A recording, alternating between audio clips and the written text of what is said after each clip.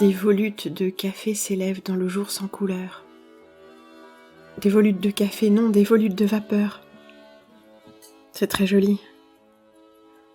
Un mouvement ondulant, ascendant, toujours recommencé. Ondulant et avec ses formes de convection.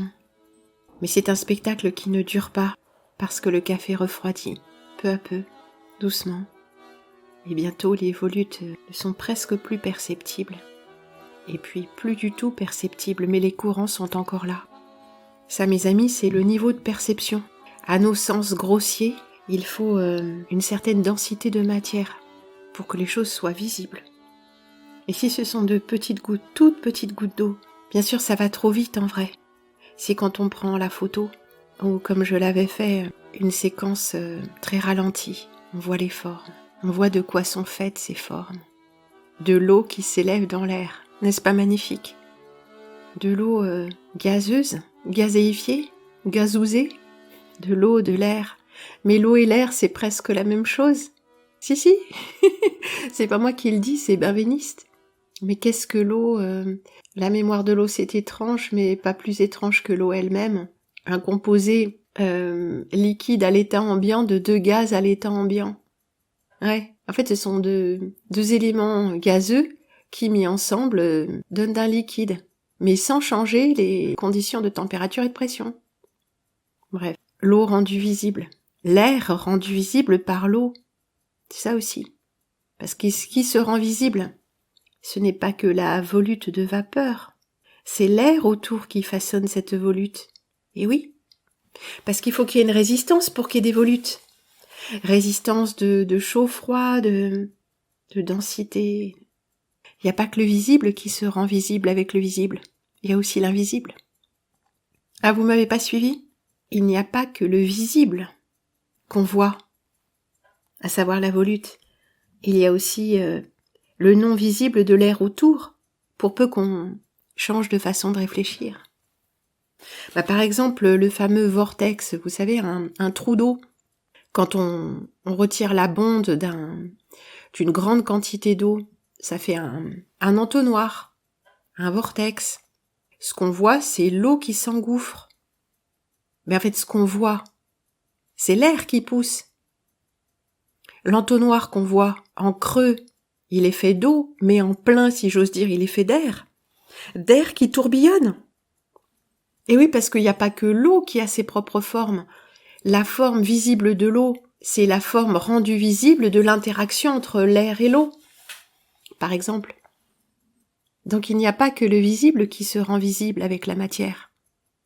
La matière nous montre aussi l'invisible, comme l'arbre en hiver, l'arbre dépourvu de feuilles.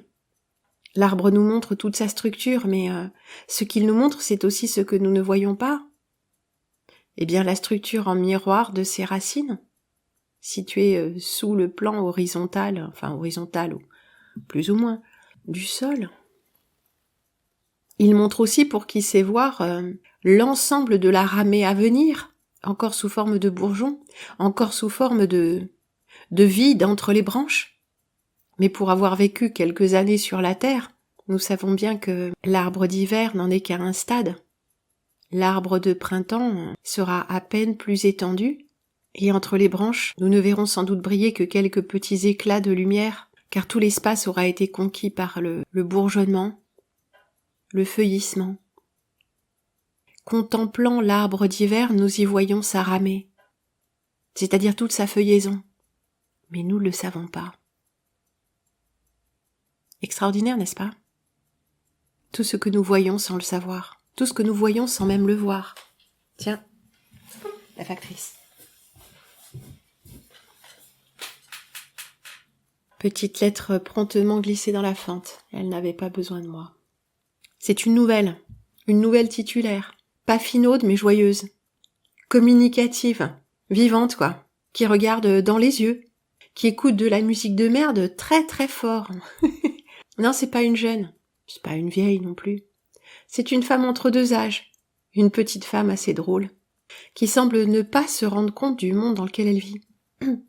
Ne pas se rendre compte que tous les jours il fait gris, et que ça c'est pas normal. Ouais, parce que quelqu'un de plus de 40 ans doit quand même se rendre compte que tout ça, c'est pas normal. Vous comprenez qu'il ne me reste une chose, c'est que le dire et le redire encore. Ben sinon, nous allons sombrer dans cette nouvelle normalité. C'est-à-dire que nous allons trouver ça normal. Nous allons l'intégrer. Et entre intégrer, ne plus voir et ne plus percevoir le décalage, l'anomalie, il n'y a qu'un pas. Donc très rapidement, on ne réfléchit plus. Oui, mais c'est comme ça. Non, c'est pas comme ça. Il n'y a rien qui est comme ça d'ailleurs. Ni les visages des gens qui apparaissent tout le temps sur nos écrans. Je veux dire, écran hollywoodien, écran de télé, enfin de partout, il y a une production. Donc une organisation pyramidale. Bah, pyramidale comme à la télé. Si tu rentres à la télé et que t'es rien du tout, tu seras script, tu seras secrétaire, balayeur, je sais pas, rédacteur, téléprompteur, et puis tu monteras peu à peu si tu fais vraiment ce qu'il faut, ou si tu appartiens à un groupe d'influence. Par exemple, si tu es homosexuel, masculin surtout, bah c'est ce que m'avait expliqué mon ami. Ah bah il était jeune, lui il avait entre 18 et 19 ans quand il avait compris le truc. Et à 19-20 ans, il était déjà plus ou moins dans les couloirs de M6 et choses comme ça, parce que il sortait, enfin il couchait avec un des soi-disant journalistes, enfin employés de la chaîne, quoi, présentateur. Et il expliquait que l'accession sociale, ça se passait très très efficacement par les réseaux d'homosexualité masculine. Pas féminine, non, masculine. C'est un monde d'hommes. Bah, ce besoin de pouvoir narcissique, c'est vraiment typiquement lié au masculin malade, le masculin qui a besoin de contrôle. Et exercer son contrôle sur un homme plus jeune, pour un homme, psychologiquement, ou peut-être même archétypalement, c'est quelque chose d'essentiel. S'approprier la puissance de plus jeune, bien sûr. Vous voyez un peu le motif ? C'est pas propre à l'homosexualité masculine, bien sûr. C'est propre à tous les comportements masculins déviants, c'est-à-dire narcissiques. Le narcissisme féminin, il a un peu une autre couleur. Et je dis bien sûr masculin-féminin, mais psychologiquement, ça peut s'inverser chez les individus. On a des hommes avec un psychisme plutôt féminin, des femmes avec un psychisme plutôt masculin. Mais là, je parlais de la physiologie, de l'adéquation entre la physiologie et le psychisme. Et ce besoin de contrôle, ce besoin d'être dominant, on va dire, c'est un trait du masculin, qui, s'il est bien vécu, assure à la famille et à la société une forme de stabilité et de sécurité émotionnelle, puisque les enfants aiment un papa fort, pas un papa mou et lâche. Les jeunes hommes aiment une figure masculine forte, rayonnante. Je vais pas dire dominante parce que c'est à double tranchant, mais il y a que les hommes dévoyés qui aiment une femme dominatrice, surtout dans les jeux du sexe. Ou un homme qui est déséquilibré dans son psychisme, qui au travail ou à l'extérieur sera va de la gueule, dominant, écrasant, narcissique, et qui a besoin de se rééquilibrer. Et au lieu de le faire par la douceur dans les bras d'une femme, ou par le dialogue, par le monde des sentiments, non, il va le faire de façon aussi dévoyée que sa manière de dominer et écraser les autres à l'extérieur. Il va se faire dominer et écraser dans les jeux, entre guillemets jeux, parce que c'est pas du tout un jeu, hein, dans les jeux du sexe. C'est pas dominant ou dominé, c'est ça qu'il faut comprendre, c'est dominant-dominé ou équilibré. Mais je disais que un homme rayonnant, capable de prendre des décisions, capable de faire preuve d'autorité, c'est ce qu'apprécient à la fois les hommes et les femmes. Autorité ne veut pas dire autoritarisme ou donner des ordres. Par exemple, un vrai patron, un vrai chef d'entreprise, c'est quelqu'un qui connaît ses employés, qui dit bonjour, mais vraiment de bon cœur, à la femme de ménage, au vigile, au livreur, autant qu'à ses collaborateurs. Bref, c'est un humain. Imaginons ce patron chrétien. Ben, quand il fait son discours de Noël, du Nouvel An, je sais trop quoi, il s'adresse à tout le monde. Il va aller dire un mot à tout le monde parce que vraiment, pour lui, c'est important que chacun ait sa place. Et tout le monde n'a pas les mêmes capacités, tout le monde n'a pas les mêmes ambitions, tout le monde n'a pas le même intellect. Mais ça veut pas dire que, humainement et spirituellement, qui que ce soit au-dessus de l'autre. Donc imaginons cet homme, très humain, très équitable, très charitable, mais le boulot, c'est le boulot. Donc quand il prend des décisions, quand il réunit son équipe, quand il sermonne tel ou tel employé parce que le travail a été mal fait, ce sera sur le travail, pas sur la valeur humaine. Mais c'est lui qui prend les risques. C'est lui qui a monté la boîte. Donc c'est un, guillemets, dominant. Et à la maison, alors ça se passe comment ? Il rentre, il défait sa cravate, il enlève ses chaussures et il dit à sa femme apporte-moi un café, un whisky, apporte-moi ci, qu'est-ce qu'on mange ? Non, pas forcément. Il fait ce qu'il a à faire. Il sort la poubelle, il change les ampoules, il surveille les devoirs des enfants parce que c'est aussi son truc, notamment les maths, mettons, parce que madame leur fait plutôt faire le français. Il fait ce qu'il a à faire. D'ailleurs, il a ramené quelques packs de bouteilles d'eau ou, je sais pas, les croquettes du chien, n'importe quoi, dans les trucs qui sont dans ses attributions. Donc être un homme non pas dominant, mais sachant faire preuve d'autorité, c'est dans le rôle du masculin. Il y a des hommes qui refusent ce rôle, qui veulent pas prendre de décision, qui refusent ce rôle de premier plan du masculin, du protecteur de la famille, de celui qui en première ligne doit prendre les décisions, doit prendre les responsabilités, va parler aux voisins quand il y a un problème, et il se cache pas toujours derrière sa femme. « Oh mais moi je sais pas, oh mais c'est toi qui sais mieux, oh mais... » Non. Alors c'est parce que les hommes ne se comportent pas comme des hommes que les femmes ont dû devenir dominantes. C'est parce que les hommes aussi exigeaient des femmes un rôle qu'elles ne pouvaient pas tenir, d'être à la fois leur poupée, mais aussi de prendre toutes les responsabilités, de jamais vieillir, Non. C'est la société a exigé ça des femmes de façon dévoyée et les hommes ont marché. De dire que ce sont les femmes qui féminisent les hommes parce que l'homme se féminise, mais c'est pas vrai, c'est à chaque homme de se demander ce que signifie pour lui le masculin. Et de se réapproprier le masculin exactement comme pour nous les femmes. Maquillage, talons hauts, coiffure, sourire irréprochable, humeur toujours égale. Non, c'est pas ça une femme. Ça c'est un fantasme. C'est un fantasme d'homme narcissique. Mais une femme ce n'est pas ça, le féminin ce n'est pas ça. Le féminin se situe, je ne le dirai jamais assez, dans la biologie, les cycles de la vie, les cycles de la femme, l'intériorité inhérente au féminin, la créativité, le détail des petites choses, le sens esthétique. Une femme, c'est pas une coquille, c'est un être biologique qui se situe à un des deux pôles. Donc chaque femme a dû retrouver pour elle-même ce qu'était le féminin en partant de son corps, pas de son corps comme apparence, mais comme dispositif physiologique contenant des informations sur son devenir, et puis son psychisme et son âme. Et chaque homme doit faire de même. Refuser la tyrannie qu'on lui impose. Non, un homme, c'est pas non plus obligatoirement un gros costaud avec des gros biceps. Ça aussi, c'est un cliché.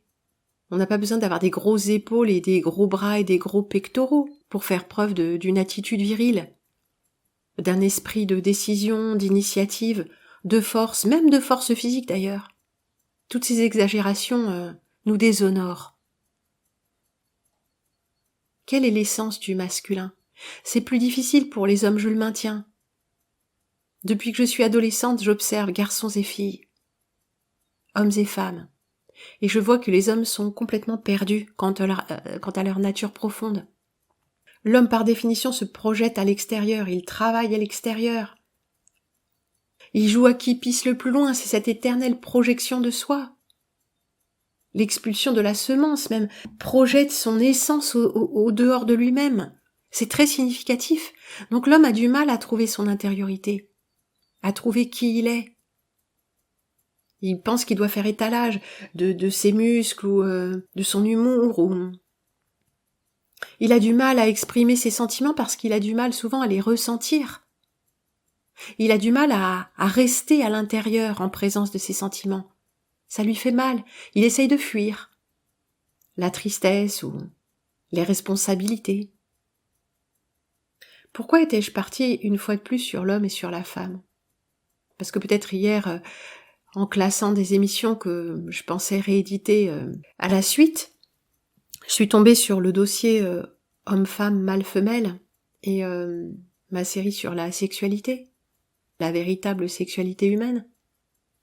Et aussi ce que n'est pas la véritable sexualité humaine. Et c'est un sujet sur lequel je suis intarissable, parce que c'est un sujet qui se représente à nous constamment, même si nous ne sommes pas en couple, même si tu vis seul, homme ou femme. Toute ton énergie, ta façon d'aborder la vie, parle de cette dynamique. Non, vous n'entendez pas les oiseaux, n'est-ce pas? Tui. Hier soir, au loin, ou non, avant-hier, il me semble, j'ai entendu, mais de loin, étouffé par cette espèce de brume, j'ai entendu le vol des oies. Non, je ne les ai pas vues. D'abord parce qu'elles étaient sûrement trop loin, et ensuite parce qu'il faisait nuit. Mais ça m'a donné le sourire. En sortant tout à l'heure, le ciel blanc était un peu plus lumineux qu'à l'accoutumée. Ouais, un diaphe de plus peut-être. Ça ne parlera qu'aux photographes de l'ancien temps. Un peu plus de lumière en quantité. Les pâquerettes étaient presque ouvertes. Mais voilà que ça s'assombrit à nouveau. Un ciel blanc et sombre, comme toujours, avec une espèce d'effet de brume dans les lointains, comme toujours, et des gouttelettes en suspension, sinon comme toujours, du moins comme souvent, depuis des semaines. Et personne ne remarque rien. Oh, des semaines, c'est pas vrai. Quand un de mes amis est passé me voir, il me dit « Ah, mais il fait beau. » Ah, j'ai dit « Tu trouves qu'il fait beau ?» Oui, parce qu'il y avait quelques petites trouées dans ces nuages, dans ces faux nuages, et qu'on y voyait un peu de bleu. De bleu. Juron d'aristocrate catholique. De bleu. Mais non, il n'y a pas de bleu. Depuis de nombreux jours, il n'y a pas de bleu, du tout. Du tout. En tout cas, ici. Je sais que c'est assez localisé puisque on m'envoie des photos. Une photo du beau ciel de Toulouse. Ah bah pour voir le bleu, il va falloir écarter les traînées, hein. Un petit peu comme Coluche qui disait avant, pour voir les fesses, fallait écarter la culotte. Maintenant, pour voir la culotte, faut écarter les fesses. Ouais, avec les strings, vous savez. Bah là, faudrait pouvoir écarter les nuages pour voir le ciel. Et ça s'écarte pas, ça se diffuse. Donc on devine par derrière, si j'ose dire, un peu de bleu. Et ce qu'on prend pour le bleu, pour la couleur bleue, c'est pas du bleu. C'est ce plasma bleu, vraiment bleu, vu à travers des couches et des couches de très faible densité. Mais c'est pas ça le bleu. Non, c'est vraiment pas ça. Moi j'ai déjà cité ça, mais avec cet ami qui passe me voir et son fils adolescent. Et le fils dit mais là c'est bleu, le ciel il est bleu. Et on se regarde avec sa mère qui a mon âge et...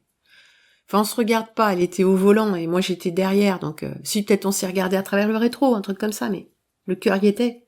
Et on lui dit mais non. Nous, ce qu'on appelle le bleu, ce qu'on a connu comme étant le ciel bleu, c'est pas ça. C'est pas bleu pur, c'est pas bleu propre.